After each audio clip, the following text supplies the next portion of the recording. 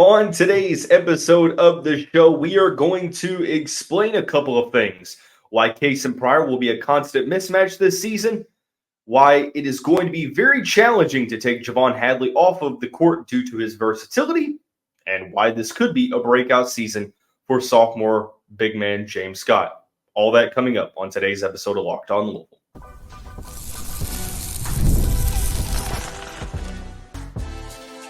You are Locked On Louisville, your daily podcast on the Louisville Cardinals. Part of the Locked On Podcast Network, your team every day. Hey, what's going on, everyone? Happy Father's Day to all the dads out there. Welcome into another episode of the Locked On Louisville podcast. I'm your host, Dalton Pence. Today's episode brought to you by LinkedIn. These days, every new potential hire can feel like a high-stakes wager for your small business. That's why LinkedIn Jobs helps find the right people for your team faster and for free. Post your job for free at linkedin.com/lockedoncollege. Terms and conditions apply.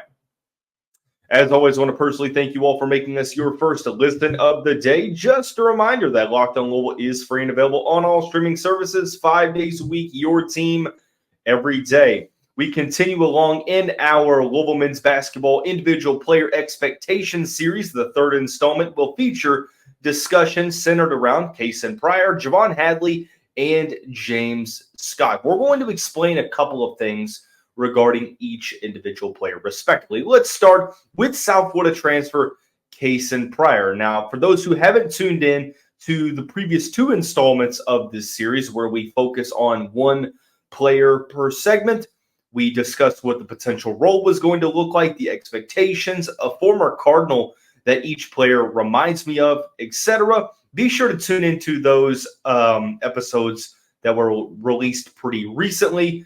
But we'll continue along into our third and last full installment. The final episode will have two players of discussion and then a weekly mailbag segment. But forget about the programming structure for the moment. Let's focus on the roster. Kasean Pryor, transfer from South Florida, will be a constant mismatch for opposing teams this fall, this winter, and obviously heading into 2025. Like Noah Waterman, the Cardinals really haven't had a player that has possessed a skill set like Kasean Pryor.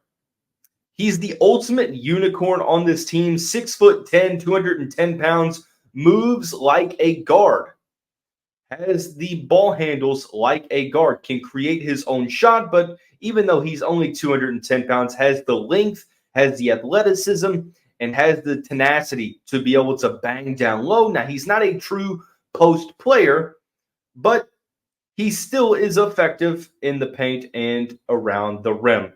So, looking at what Louisville is getting in Kasean Pryor this past season for South Florida, he had a breakout year. Spent his first two seasons at Boise State. Didn't play in over 10 games in either of his first two seasons. Transfers over to South Florida. Doesn't play the previous season. Has a year where he doesn't play. And then 2023-24, he has a breakout year. Played in 32 games. Started 21 for the Bulls. Averaged 13 points per game on 45, 35, 82% shooting. Very, very good numbers, especially for a guy who is 6'10". Averaged 7.9 rebounds to go along with 1.8 assists, 0.7 steals, and 0.7 blocks and 1.2 steals per game, respectively. Overall, he affects every aspect of the game. You look at what he does offensively, can score at all three levels. Now, most of his offense will either come from around the rim, around the paint, or beyond the three-point line. There have been some times where he has shown that he will utilize the mid-range, but excuse me, most of his offense will be from around the rim, about 40% in the paint, where he was 57% efficiency-wise, which is a very, very good number. Especially since a lot of his offense will come from cutting, taking it to the basket to where he is, finishing on the move. Outside of that, He does a better job of scoring from the right side of the court than the left side. 13% of his offense came from the right above the break three, so the spot in between the top of the key and the corner. Shot 37%. Also was efficient from the right baseline, 46%. Now, are these small sample sizes? Well, with a 1-year breakout season, it's really hard to tell. The only hope is that he can continue to uphold that efficiency while I would say playing in a better conference, while probably being a larger focal point of the offense. Thankfully for Pryor, he doesn't have to be the go-to scoring option, which I think benefits his game. I think he is a great second option. I'm not sure if he can be that number one scorer. Thankfully, you have some number one scoring candidates like Terrence Edwards Jr., like Koren Johnson, now like Kasean Pryor, and like Chucky Hepburn as well. But I think he's a very good secondary level scoring option, maybe even tertiary, depending on who is on the court. But like I said, great handles, ability to step into his own shot, create his own shot, take defenders off the dribble, and drive to the rim, and just being able to be crafty with the basketball. Some skills that aren't really possessive of 6'10" big men. So that's something that, like I say, he's going to be a constant mismatch, because it's one of those situations where if you are as quick as Kasean Pryor, chances are you aren't as tall as he is or strong as he is. And if you are of the same size, you're probably not as quick. So he's going to be able to expand the court, stretch the floor, draw his man out to the perimeter, where he is a very, very solid three-point shooter. 3 attempts per game, 35% from beyond the arc. If he can keep his efficiency numbers right there and be able to continue to progress, fantastic. I think he can add a little bit more strength onto his frame if he adds not a considerable amount of weight, but if he adds at least a small amount of strength to his frame, I think that that's going to do him wonders when it comes to defending the paint and also being able to defend around the rim. He's not your traditional post threat, moves really, really well. If I didn't know any better by watching him, you could say he is a large guard. Now, don't tell Cardinal fans that, because some believe that, I obviously being facetious here, but dribbling a basketball and being able to hit the occasional three means that a player is a guard. Now, there is a very clear distinction on what type of a player is a guard and what is not. I'm not here to have that discussion, because we could have a whole 30-minute conversation about that. What I am saying is that he has guard-like tendencies. What makes him even more impressive is, despite his very advanced offensive skill set, he's a very good passer, 14% assist rate. The assist numbers don't really do him justice. The assist rate numbers are there. Defensively, very, very solid on-ball defender, can switch really 3 through the 5. A 3.2% block rate would suggest that he is an opportunistic secondary rim protector. He's not going to be a guy that people fear taking it inside, but he can definitely have chase down blocks, blocks on help defense, etc. So there's really not one aspect of his game that is lacking. The role for him is that he's going to be a penciled-in starter. He's going to be probably required or relied upon to be a double-digit scorer for this team. I think that that will be his role, to be, at the very, very worst, a tertiary level scorer. I don't think that there's going to be any time to where he's the fourth level scoring option on this team. I even have trouble seeing instances to where he is the third scoring option. I think he is number one or number two, depending on the personnel on the court. And I think it also depends on the development of certain players, like Koren Johnson, who we will discuss on tomorrow's episode of the show, who could be primed for a breakout season. So ultimately, I don't think he's going to be a 20 points per game, All-American level player. I do think he has All-ACC level potential. I think that he can be a guy that is relied upon to stretch the floor, create his own shot, and also create for others. He's just a winning level basketball player. It was very challenging, like it was with Noah Waterman, to see who he resembled and to make a parallel there.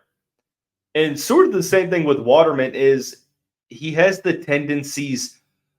I'm going to say he's a hybrid between Jordan Nwora and Malik Williams. I think that he isn't as great of a rim protector, but he's a good on-ball defender like Malik was. I don't think he is as great as an offensive creator as Jordan Nwora, but I think he's a better offensive creator than Malik Williams. Like Nwora, who over 6'7", can create his own offense, solid dribbles. Now they play two different positions and two different roles, but I think Pryor's skill set is a lot more similar than what people want to believe. So there's not really a one-for-one trade-off here. I see parallels and consistent similarities between Jordan Nwora and Kasean Pryor, and also Malik Williams and Kasean Pryor. And if you can bring, solid skills from both of those players, I think that would be a solid player in Cardinal Red. So he's going to be a constant mismatch. I'm really interested to see how Pat Kelsey deploys him, what the rotations look like, because he can play a couple of different spots due to his versatility. So we'll see, because that's where Pat Kelsey is going to make his money, is how are these players not only going to be used in terms of minutes distribution, but also what are their roles on the team. I think that Pryor is going to, at the very least, be a third-level scoring option, a vocal leader on the team, and also a point-of-attack defender in the front court. So it's going to be hard to keep Kasean Pryor off the court for long stretches of time. It's going to be extremely challenging to keep J'Vonne Hadley off the court for extreme stretches of time due to his versatility and his winning style of play. I'm going to explain a little bit more about what I mean by that coming up here momentarily after we tell you about our friends over at LinkedIn Jobs. Today's episode brought to you by LinkedIn Jobs. When you're hiring for your small business, you want to find quality professionals that are right for the role. That's why you have to check out LinkedIn Jobs. LinkedIn Jobs has the tools to help find the right professionals for your team faster and for free. It's not just another job board. LinkedIn helps you hire professionals you can't find anywhere else, even those who aren't actively searching for a new job, but look, they might be open to the perfect role. In a given month, over 70% of LinkedIn users don't visit other leading job sites. So if you're not looking on LinkedIn, you're looking in the wrong place. On LinkedIn, 86% of small businesses get a qualified candidate within 24 hours. Hire professionals like a professional on LinkedIn. Post your job for free at linkedin.com/lockedoncollege. That's linkedin.com. To post your job for free /lockedoncollege. Terms and conditions apply. Also want to take this time to tell you about Locked On Sports Today. If you're watching Fox Sports or ESPN and you're sort of getting tired of all the shouting, make the switch. It's a free 24/7 sports streaming channel programmed for you every day to bring you the biggest stories without all the screaming. Locked On Sports Today brings you can't-miss analysis, opinions, and news, streaming 24/7 on YouTube or the free Amazon Fire TV channels app, part of the Locked On Podcast Network, covering your team every day.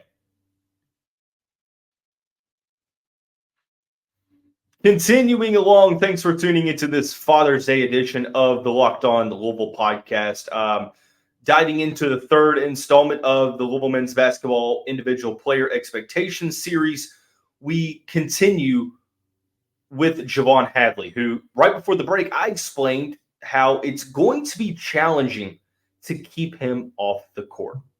And it's in the name of versatility and his winning style of basketball. Look, Javon Hadley is not going to be a number one or number two scoring option. I think at the best, he's probably number three, depending on the personnel on the court. He's not really one that creates a ton of offense for himself, but like Abubakar Traore, who we talked about in the first segment, he does so many things at such a high level. Now, don't mistake me for saying that Hadley cannot score the ball, because on a NCAA tournament Colorado team this past year, he averaged 11.6 points per game, 6 rebounds per contest, and 2.4 assists per game. He shot 53.8% from the floor, pretty solid. 42% from three on just over an attempt per game, and then 84% from the free throw line on about 4 free throws per game, which is pretty solid numbers. 1.2 steals per game, solid on-ball defender. But this is one of those situations like Traore where the height doesn't match the role. Hadley plays larger than his 6'6" frame, weighs 205 pounds. The St. Paul, Minnesota native has most of his offense from around the rim. 72%, almost 3/4 of his total offense comes from around the rim. 62%. Now, the way he gets to his offense, it varies. He's very, very good posting up defenders. Like when he has defenders that are around his size, 6'5", 6'6", even 6'7", 6'8", he's very good. 73rd percentile post up. So there will be opportunities there this season where he will bring his defender down to the low block, and he has shown the ability to use solid footwork to create his own offense. Has a nice fadeaway jumper from about 8 to 10 feet out that I think will help him out. And then he does a good job of taking it to the rim. Most of his opportunities come from him being a slasher or a cutter and utilizing that speed and athleticism. 89th percentile in transition, is adamant on, running the floor really, really well. Pay attention to some of these other numbers. 89th percentile in transition. He is also this past season been a respectable three-point shooter. Now, it's not volume three-point shooting, so you have to wonder whether or not those efficiency numbers are going to carry over with the lack of sample size. But when his number was called, he shot it at a high level for a Colorado team that played in a very competitive Pac-12 conference. 97th percentile in spot-up situations. 82nd percentile in catch-and-shoot scenarios. So not really a guy who's going to create his own three-point shot and create his own offense, but he plays off of his teammates really well. And when you have players that take it to the rim at high levels, like Chucky Hepburn, Terrence Edwards Jr., Kasean Pryor, Corin Johnson, they can find guys out on the perimeter that are adequate in three-point shooting on catch and shoot and spot-up situations. Terrence Edwards, great spot-up shooter. J'Vonne Hadley, same thing. Noah Waterman. The list goes on. And that's why I think that this roster is very cohesive, and they're going to mesh really well because the skill sets really combine together to make a solid mesh. So he's not a top scoring option, but he is a respectable scoring option, and that is key. He's a great passer, 12% assist rate, averaging 2.4 assists. Being a small ball four, playing the wing. I think his role for Louisville is that he's going to start or be the sixth man off the bench, depending on if Noah Waterman or Corin Johnson start. I think that Hadley can exist in the front court with both Waterman and Pryor due to his ability to take it to the rim and play all around the perimeter, as can Pryor and Waterman. But also think that if you want to go a little bit smaller and go Hepburn, Johnson, and Edwards, and then Pryor, and then you put Hadley into the four, he plays large enough to be able to fit into that mold. Hadley's a very, very good defender. He can guard the 2 through the 4, potentially even the 5, depending on who he's playing against, and a solid 12% assist rate, solid on-ball defender. So long story short, he is a winning style. He has a winning style of play. It's shown by he was at Colorado's top scoring option, probably not even top 2. But look at the numbers here. This was his second season in Boulder after transferring in from Northeastern. He had a breakout year, averaging 8 points per game and 6 rebounds in 2022-23. Came back this season, increased those numbers again, started all 36 games that he played in, and averaged 34 minutes a night. So what that shows you is that even if he wasn't scoring the ball well, what he does in all other aspects of the game is so proficient and even distinguished at sometimes that it's hard to keep him off the court. And I think that that's great for Louisville, who, you're looking for a player who's going to be able to help you out on defense. Check. Versatility on defense. Check. Unselfish player. Check. Doesn't need the ball in his hands to be able to affect the game. Check. Can score, has shown the ability to score in double digits at a Power 5 destination. Check. Can run the floor well. Check. Can shoot the 3 ball well. So overall, there's not really one aspect outside of maybe perimeter shooting and obviously maybe offensive creation. There's not going to be a ton of shot attempts in the mid-range.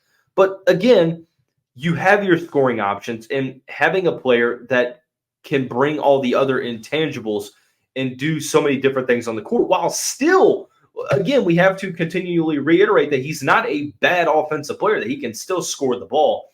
I'm excited to see what Javon Hadley can do. And it's going to be tough for Pat Kelsey to keep him off of the court. Another player I'm excited to see for different reasons is James Scott. A lot of people have created some high expectations for the transfer from the College of Charleston. We need to temper those a little bit, but make no mistake about it, this might be a breakout season. Now, doesn't that kind of contradict? Don't those statements kind of contradict? They don't. And we'll explain why here, coming up momentarily after we tell you about our friends over at FanDuel. Today's episode of the show is also brought to you by FanDuel. Summertime means baseball. The NBA Finals, look, the Dallas Mavericks are holding on for dear life and more. You can bet it all on FanDuel. Right now, what I am a huge fan of is the Euro 2024 soccer tournament. I have already lost a couple of heartbreaking parlays where they offer a 30% parlay boost. Look, you need to get in on the action. New customers get $200 in bonus bets with any winning $5 bet. That's $200 you can use to bet everything from the finals MVP to who's going to hit one out of the park. Visit FanDuel.com/lockedon and add a big win to your summer bucket list. FanDuel continues to be America's #1 sportsbook. And now into this final segment of the Father's Day episode of the Locked On Louisville podcast. We continue in our final full installment of the Louisville men's basketball individual player expectations series. Wow, I forgot to talk about who Javon Hadley's Louisville comparison was. Dwayne Sutton is where I would go with this. And because he did everything well on the court and was a very solid three-point shooter. Again, I'm sorry for the discombobulation here and, kind of the running over of segments. But let's get into the discussion of James Scott. Many have discussed that James Scott is primed for a breakout season. I would agree. However, I've seen some create some very lofty expectations. And it's not that I don't believe he can get there. It's that I don't want him to improve between last year and this year and put that improvement on the court. And because of those lofty expectations, people think he's not being good enough. I don't want to create unreal expectations, sort of like with Fabio Basili and some of the other players from the past coaching regime. But I think that James Scott is primed for a breakout season. Do I think he's going to start right away? I don't. I think he's going to be a rotational big man off the bench where he's going to come in and give you a very, very solid level of rim protection, a great motor, and great rim offense. Last year didn't really show much offensive skill set outside of the rim. Was coined as one of the best shot blockers on the Adidas circuit in high school. And some NBA draft analysts have sort of identified him as a future NBA draft prospect to watch because he's 6'11" with an over 7 foot wingspan, and he has jumped out of the gym athleticism. Now, he shot 79% from the field this season, but all of his offense, and I mean all of his offense, 100% of his shot attempts this season came from the paint, came from around the rim. He was ranked in the 94th percentile in pick and roll offense, 76th in transition, and 88th percentile as a cutter. What that shows me is that opposing defenders, when he is in the game, are having an extreme challenge staying in front of him with his athleticism, his speed, and his ability to run the floor. He has a 9.2% offensive rebounding rate. Again, the motor, the length, and the athleticism, and an 8.8% block rate. So the name of the game here for James Scott is refining his skills on both ends of the court, becoming more of a disciplined, instinctive shot blocker to where he's not gambling and being able to, get some blocks just based upon his length. Now, I think that he showed some instincts last year, which is great, but I think that the next step for him is being able to be a better on-ball defender in the paint, adding some more weight to his 210-pound frame, and getting those strength numbers up. And then offensively, I want to see the post-game start to materialize. I want to see the footwork continue to improve and be refined, and ultimately get to a spot to where we're starting to see the baby hooks, and more so than having other guards create his offense for him on alley-oops, put back opportunities, getting the ball on the block where he does a drop step and dunks the ball. He reminds me of like a mixture between a young Montrezl Harrell and a Ray Spalding type player as well, to where I think that, Ray Spalding was an opportunistic shot blocker early on in his Louisville career. Montrezl Harrell didn't have much of an offensive package outside of dunking the ball during his freshman season. But both of these guys, very, very athletic, having a ton of length. And I think that Scott is taller than both of those guys. But I want to see the offensive skill set be refined. So the trajectory, you hope, is that it is somewhat along the path of those two players. Now, is it going to be? Because Montrezl Harrell is one of the program greats. Ray Spalding was a serviceable starter and one of the top 3 players on the Louisville team in his final season. I think the trajectory probably fits Ray Spalding than it does Montrezl Harrell. I think he's going to be a very key player off the bench for the Cardinals. Now, he averaged 5 and basically, let's call it 3.5 this season in about 16 minutes a game. I think that those numbers are probably going to look fairly similar. Would it surprise me if he plays over 20 minutes a game? Of course not. I think he's the Cardinals' best shot blocker that is going to be on the team. He averaged 1.3 blocks in 16 minutes per game. Very solid. So if that post-game starts to materialize, I think he's going to get some alley-oop options, the pick and roll where he's able to cut to the basket, utilizing the transition. He fits this Pat Kelsey's system. And ultimately, I think that with some more improvement, he's going to have a breakout level season. I don't think he's going to be an all ACC level big man, but I think that he will have some big time games. It wouldn't surprise me if there are multiple games where he has doubles and over 3 blocks. Like, he is extremely athletic, and you can't teach that athleticism and that length, but you can teach the offensive, repertoire and the fundamentals there, which I think that Kelsey and company are going to be able to do with another season of continuity in this system. Now, he's going to go up against better defenders, better athletes, so we'll see how exactly he's going to be able to translate his athleticism and skill set to a better level of competition. But I do think that he's going to have a breakout level season. What does a breakout level season look like, though? I think it looks like for him an increase in points per game. Probably not too much, but you'll be able to tell. It's more the eye test. Playing a solid increase in minutes, showing that level of maturity in the paint on offense, and being a better on-ball defender. So ultimately, I'm very excited for all 3 of these players. All 3 of these players will make a case to be on the court for long stretches of time. That is going to wrap up today's episode of the show. Tomorrow's episode we'll wrap up and conclude the player expectations series with Corin Johnson and Kenai Roots. We'll have a Monday mailbag segment. We will also on Tuesday have Brian Smith, Locked On Podcast Network national recruiting analyst, to talk about who the most recent football commitments are. So be sure to stay tuned as we continue along in the offseason on the Locked On Louisville podcast. Have a great Father's Day. Have a great end of the weekend. We'll see you right back here.